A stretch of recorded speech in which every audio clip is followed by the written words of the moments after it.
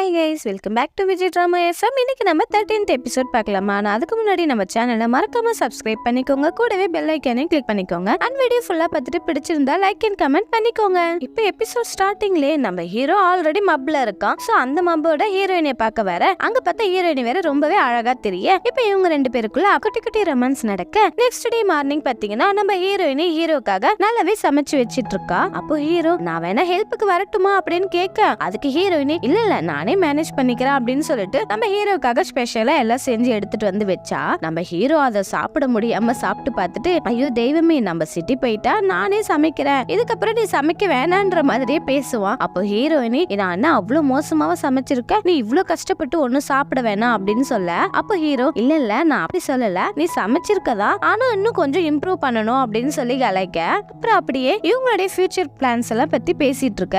அதாவது சிட்டி போனதுக்கு அப்புறம் அங்க நல்லா படிச்சு ஒரு வேலையில செட்டில் ஆகி இவங்க அங்கே சொந்தமா வீடு எல்லாம் வாங்குற வரைக்கும் பிளான் பண்ணிட்டாங்க. சோ இப்போ ஹீரோ வந்து பாத்தீங்கன்னா ரொம்பவே கஷ்டப்பட்டு அவனோட ஃபுல் எஃபெக்ட் போட்டு எக்ஸாம் எழுதுறதுக்காக நல்லாவே படிச்சிட்டு இருக்கான். இப்ப அப்படியே கட் பண்ணா நம்ம ஹீரோனியோட ஃப்ரெண்டு ஒரு வீடு பார்த்திருப்பால. சோ அந்த வீட்டுக்கு போயிட்டு அப்படா ஒரு வழியா நான் எப்படியோ வீடு தனியா பார்த்துட்டேன், இனிமேட்டு என்னோட மாமா தொல்லையே இருக்காது அப்படின்னு இவ பேசிட்டு இருக்கா. இதெல்லாம் கேட்டு அவன் பாத்தீங்கன்னா சோகமா இருப்பா. இவன் நான் என்னடா நான் எவ்வளவு ஹாப்பியான விஷயத்த சொல்லிட்டு இருக்கேன், அது மட்டும் இல்ல நம்ம இவ்வளவு ஒரு அழகான வீட்டுல வந்து இருக்கிறோம், நீ அதை நினைச்சு சந்தோஷப்படாம இப்படி டல்லா இருக்கே அப்படின்னு கேட்க இப்ப ஹீரோட ஃப்ரெண்டு பாத்தீங்கன்னா அவன் எதுக்காக சோகமா இருக்கன்ற விஷயத்த ஷேர் பண்ணிக்கிறான். என்னன்னா அவன் ஹீரோட அண்ணாக்கு அகைன்ஸ்டா சைன் பண்ணி கொடுத்துருவான்ல. சோ அந்த விஷயத்த ஷேர் பண்ணிக்க இப்ப இந்த பொண்ணுக்கு கோவம் வந்து அட பாவி அவங்க எவ்வளவு ஒரு நல்ல மனுஷன், அந்த மனுஷன் உன்னை தம்பி மாதிரி ட்ரீட் பண்ணாரு, அவருக்கு போய் நீ இப்படி ஒரு துரோகத்தை பண்ணிட்டு இனிமேல் நீ முகத்தையே முழிக்காதா அப்படின்னு வெளியே தள்ளி கதவை சாத்திருவா. அப்புறம் இங்க பாத்தீங்கன்னா நம்ம ஹீரோ வந்து அவனோட ஒர்க் எல்லாம் முடிச்சுட்டு நான் நாளைக்கு வரமாட்டேன்ற மாதிரி இந்த ஸ்டாஃப் கிட்ட சொல்லிட்டு இருப்பா. என்னன்னு கேட்டா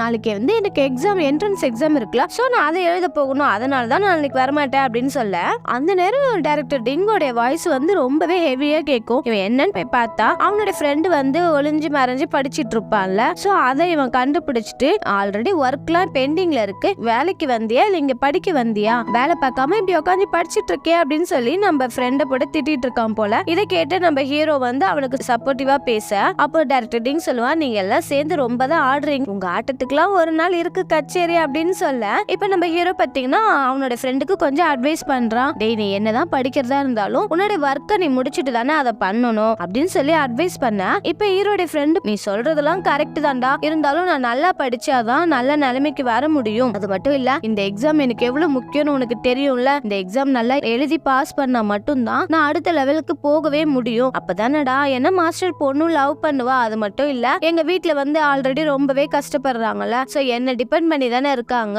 அவங்களுக்கும் நான் ஏதாவது செஞ்சாகணும்ல அப்படின்னு சொல்லி இவன் பேசிட்டு இருக்கிறத நம்ம மாஸ்டர் பொண்ணுமே கேட்டுறா. இப்ப ஹீரோ இதுக்கெல்லாம் நீ எதுக்கு ஃபீல் பண்ற, உனக்கு தேவையான புக்ஸ்லாம் நானே வாங்கி தரேன் அப்படின்னு சொல்லிட்டு வெளியே வந்து பார்த்தா அந்த டிஃபன் பாக்ஸ் இருக்கிறத பார்த்துட்டு அப்போ மாஸ்டர் பொண்ணு வந்துட்டு போயிருக்கான்றதை இவங்க தெரிஞ்சுட்டு போக அப்படியே கட் பண்ணா இங்கே நம்ம மாஸ்டர் பொண்ணுகிட்டயும் போயிட்டு நான் டைரக்டர் டிங் பாத்தீங்கன்னா வம்பிழுக்கிறான். என்னன்னா அவ சாப்பாடு ஏதோ அவ பிளேட்ல கம்மியா வச்சிட்டா போல, அதுக்காக மாஸ்டர் பொண்ணு கிட்ட வம்பிழுக்க இப்ப மாஸ்டர் பொண்ணு தான் ஆல்ரெடி மாஸ் ஆச்சு, அவ சும்மா விடுவாளா, கையில ஒரு கரண்டியும் ஒரு சில்வர் பாத்திரத்தையும் எடுத்துட்டு எல்லாருக்கும் அனௌன்ஸ்மெண்ட் பண்றா. என்னன்னா இந்த கம்பெனில கேன்டீனுக்காக கொடுக்கற வெஜிடபிள் ஆயில் ரைஸ்லாம் வந்து இவனுடைய வீட்டுக்கு ஒரு ஷேர் எடுத்துட்டு போயிடுவான் போல. சோ அதை எல்லார்கிட்டே சொல்லி கேன்டீனுக்கு வர மளிகை சாமான்லாம் எடுக்கிறது பத்தாதுன்னு இவன் பிளைட்ல வேற நிறைய சாப்பாடு கேட்டுட்டு இருக்கான், இந்த நாயத்தை நீங்களே கேளுங்க அப்படின்னு எல்லாரும் முன்னாடி கத்த.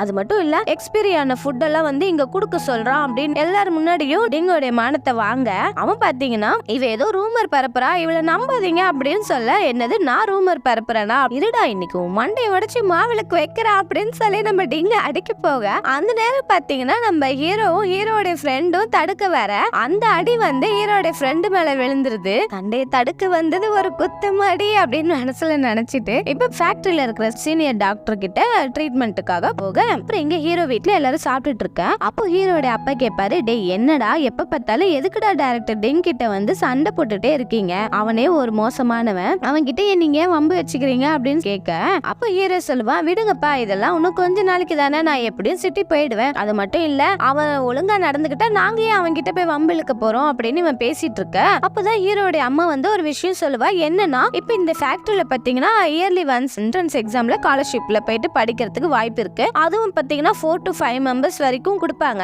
ஆனா இந்த இயர் பாத்தீங்கன்னா ஒரே ஒரு பர்சனுக்கு மட்டும் மட்டும்தான் அந்த வாய்ப்பா, அந்த ஸ்காலர்ஷிப் கிடைக்குமா. சோ அந்த விஷயத்த வந்து இப்ப ஹீரோ கிட்ட ஷேர் பண்ண அப்ப ஹீரோக்கு ஒரு மாதிரி டல் ஆயிடும். ஏன்னா அவன் வந்து ஹீரோயினி கூட போறதா தானே பிளான்ல இருந்தான். சோ இப்போ அது ஒரே ஒரு ஆளுக்கு தான் போக போகுது. சோ இவன் என்ன பண்ணுவான், இதை கன்ஃபார்ம் பண்றதுக்காக மேனேஜர் கிட்ட போயிட்டு கேட்க, மேனேஜர் ஆமா இந்த இயர் வந்து ஃபேக்டரி சரி இல்ல, சோ அதனால ஒருத்தருக்கு மட்டும்தான் ஸ்காலர்ஷிப் கிடைக்கும் அப்படின்ற மாதிரி அவனும் சொல்ல, இப்போ ஹீரோக்கு என்ன பண்றதுனே புரியாது. சோ இப்படிதான் இருந்தாலும் இருக்குதான் அப்படின்றது முடிவாயிடுச்சு. சோ அதை நம்ம ஹீரோயினுக்கே விட்டு கொடுத்துடலாம், நம்ம நெக்ஸ்ட் இயர் கூட போய்க்கலாம் அப்படின்னு இவன் மனசுல நினைச்சிட்டு நம்ம ஹீரோயினே பார்க்க போறான். அங்க போனா இவ எப்பயும் போல சமைச்சிட்டு இருக்கா. இப்போ மேனேஜர் கன்ஃபார்ம் பண்ண விஷயத்த எப்படி ஹீரோயினி கிட்ட சொல்றதுன்னு தெரியாம ஹீரோ என்ன பண்ணுவான், ஒருவேளை நான் இந்த எக்ஸாம்ல ஃபெயில் ஆயிட்டேன்னா நீ என்ன பண்ணுவ அப்படின்னு கேட்க, அப்ப ஹீரோயினி நீ தான் ஆல்ரெடி கிளாஸ் டெஸ்ட்ல எல்லாம் வந்து நல்ல மார்க் ஸ்கோர் பண்ணிட்டலாம், சோ கண்டிப்பா என்ட்ரன்ஸ் எக்ஸாம்ல வரும் நல்லா பெர்ஃபார்மன்ஸ் பண்ண முடியும் அப்படின்னு சொல்ல, அப்ப ஹீரோ இந்த இயர் வர முடியல நெக்ஸ்ட் இயர் தான் வருவேன் அப்படின்னா நீ எனக்காக 1 இயர் வெயிட் பண்ணுவியா அப்படின்னு கேட்க, அதுக்கு ஹீரோயினியும் நீ அதை நினைச்சுலாம் ஃபீல் பண்ற, கண்டிப்பா உன்னால முடியும், அது மட்டும் இல்ல உனக்கு எக்ஸாம் வருதுல, சோ நீ நல்லாவே சாப்பிட்டு ரெஸ்ட் எடுத்து நல்ல எக்ஸாம் அட்டென்ட் பண்ணுன்னு சொல்லிட்டு இவளுக்கு வேற ஒரு இடத்துல சென்டர் போட்டிருக்காங்க போல. சோ இவ அங்க கிளம்ப இப்ப அப்படியே 1 மந்த் லேட்டர் காட்டுறாங்க. நம்ம ஹீரோயினி வேகமா ஓடி வந்து எக்ஸாம்லாம் முடிச்சுட்டு அந்த ரிசல்ட்டுக்காக பாத்துட்டு இருக்காங்க போல. அங்க வந்து ஹீரோடைய ஃப்ரெண்டு வந்து ரொம்பவே அழுதுட்டு இருக்கான். அவனுடைய மார்க் ஸ்கோர் வந்து கொஞ்சம் கம்மியா இருக்கு போல. சோ அதனால அவன் அழுதுட்டு இருக்கா. இப்ப ஹீரோயினி வந்து அவனை சமாதானப்படுத்திட்டு நம்ம ஹீரோவை பாக்குறதுக்காக போறா. ஹீரோ பாத்தீங்கன்னா மூவி பாத்துட்டு வரான் போல. அப்போ ஹீரோயினி டென்ஷனா உன்னோட எக்ஸாம் ரிசல்ட் என்ன ஆச்சுன்னு கேட்கா, அதுக்கு ஹீரோ எக்ஸாம் எழுதுனா என்னோட பேர் தான் எழுதல அப்படின்னு சொல்ல, இப்ப ஹீரோயினுக்கு இன்னும் கொஞ்சம் கடுப்பாயிடுது. உனக்கு என்னாச்சு, ஏன் இப்படி எல்லாம் பேசுற அப்படின்னு கேட்கும் போது அப்ப சொல்லுவான், இல்ல நான் கொஞ்சம் கன்ஃபியூஸா இருக்கேன். ஆக்சுவலி பாத்தீங்கன்னா இதுதான் நான் பிறந்து வளர்ந்த ஊரு, அது மட்டும் இல்ல இங்கதான் என்னோட ஃப்ரெண்ட்ஸ் எல்லாருமே இருக்காங்க, நான் இங்க இருக்காம உன் கூட சிட்டி வந்து என்ன பண்ண போறேன், அங்க எனக்கு யாரு தெரியும் அப்படின்னு இவன் கோவமா பேச, அப்போ இவளும் கோவப்பட்டுட்டு போக, இப்ப பாத்தீங்கன்னா இவன் சிட்டி போறதுக்கு ரெடி ஆயிட்டா போல. சோ வந்து அவளோட திங்ஸ் எல்லாம் எடுத்து வச்சிட்டு இருக்கா. ஹீரோயினியோட ஃப்ரெண்டு கேப்பா, நீ சிட்டி போனதும் என்ன மறந்துட மாட்டியே அப்படின்னு கேட்க, அப்ப அவளும் நீ என்ன பேசுற, கண்டிப்பா நாங்க போய் செட்டில் ஆனதுக்கு அப்புறம் உனக்கு கால் எல்லாம் பண்ணுவேன், நான் உன்னெல்லாம் மறக்க மாட்டேன் அப்படின்னு அவங்களோட ஃபீலிங்ஸை ஷேர் பண்ணிக்கிறாங்க. என்னதான் இருந்தாலும் ஒரே ரூம்மேட்ஸ்ல, சோ கொஞ்சம் ஃபீலிங்ஸா தானே இருக்கும். அப்புறம் இங்க பாத்தீங்கன்னா நம்ம ஹீரோட ஃப்ரெண்டு வந்து சொல்லுவான், டேய் மச்சான் நீ ஏன்டா இதுக்குலாம் இவ்வளவு ஃபீல் பண்ணிட்டு இருக்க, அதுக்கு நீ அவகிட்ட உண்மையவே சொல்லிருக்கலாம்ல, அதாவது ஃபேக்டரியில ஒருத்தருக்கு தான் வந்து ஸ்காலர்ஷிப் கிடைக்கும் அப்படின்ற உண்மையை நீ அவகிட்டே சொல்லிருக்கலாம்லடா அப்படின்னு கேட்க, அப்ப வந்து நம்ம ஹீரோ சொல்லுவான், இல்ல நம்ம மச்சான் எப்படி நான் அவகிட்ட போய் சொல்ல முடியும், எனக்கு ரொம்பவே கஷ்டமா இருக்கு, இது அவளோட ட்ரீம் வேற, இப்ப நான் அதை சொன்னா கண்டிப்பா அதை அவளால அக்செப்ட் பண்ணிக்க முடியாது, அதனாலதான்டா நான் அவளுக்காக விட்டு கொடுத்துட்டேன் அப்படின்னு இவங்க பேசிட்டே பாத்தீங்கன்னா ஒரு 4-5 பாட்டில் எக்ஸ்ட்ரா ஆயிடுது போல. சோ மாப்பிள்ள வந்து இவன் வளரிடுறான். என்னன்னா அவனுடைய அண்ணாக்கு அகைன்ஸ்ட் சைன் பண்ணி கொடுத்துருப்பான்ல, சோ அதை வந்து இப்பதான் ஹீரோ கிட்ட சொல்லிடுறான். அதை கேட்ட உடனே நம்ம ஹீரோ என்ன பண்ணிடுறான், அட பாவி என்னோட அண்ணா வந்து உன்னை ஒரு தம்பி மாதிரி பார்த்தாரு, உனக்கு அவர் எவ்வளவு எல்லாம் ஹெல்ப் பண்ணிருக்காரு, அவருக்கு போய் நீ இந்த மாதிரி துரோகத்தை பண்ணிட்டியே, அது என்ன இவ்வளவு நாளா என்கிட்ட இருந்து மறைக்க வேற செஞ்சிருக்க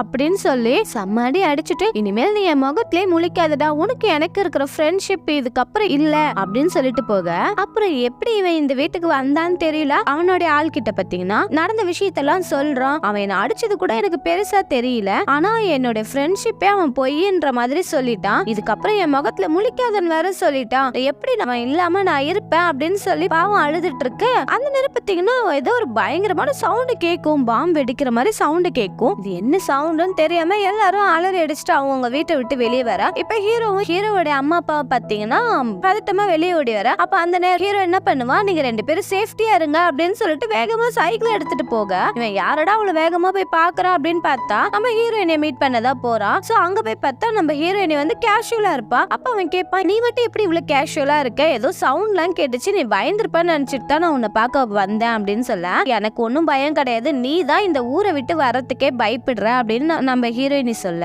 இவங்க 2 பேரும் வந்து சண்டையை மறந்துட்டு ஒருத்தருக்கு ஒருத்தர் அவங்க ஸ்டார்டிங்ல இருந்து பார்த்ததை இமேஜின் பண்ணிட்டு ஹாப்பியா பேசிட்டு இருக்க. நெக்ஸ்ட் டே மார்னிங் பாத்தீங்கன்னா ஹீரோயினி வந்து சிட்டி போறால, சோ அது வந்து இவன் மறந்துட்டு இருக்கான் போல. சோ இவன் எழுந்துக்கிறதுக்குள்ளேயே நம்ம ஹீரோயினி வந்து பாத்தீங்கன்னா இவன் கிட்ட சொல்லாம கொள்ளாம பேக் எடுத்துட்டு அவ வந்து கப்பல் ஏறிடுறான். சோ லாஸ்டா பாத்தீங்கன்னா இவனால ஒரு பாய் கூட சொல்ல முடியல, அவனும் எவ்வளவு ட்ரை பண்ணி ஓடி வருவான், ஆனா அதுக்குன்னே கப்பல் போயிடும். சோ இவனால ஒரு பாய் கூட சொல்ல முடியாது. நம்ம ஹீரோ சோகமா இருக்க, ஹீரோயினியும் ஒரு பக்கம் அழுதுட்டே போக, இந்த எபிசோட் கொஞ்சம் சோகமா தான் முடியுது. நம்ம நெக்ஸ்ட் எபிசோட்ல மீட் பண்ணலாம். Thank you friends, bye bye guys.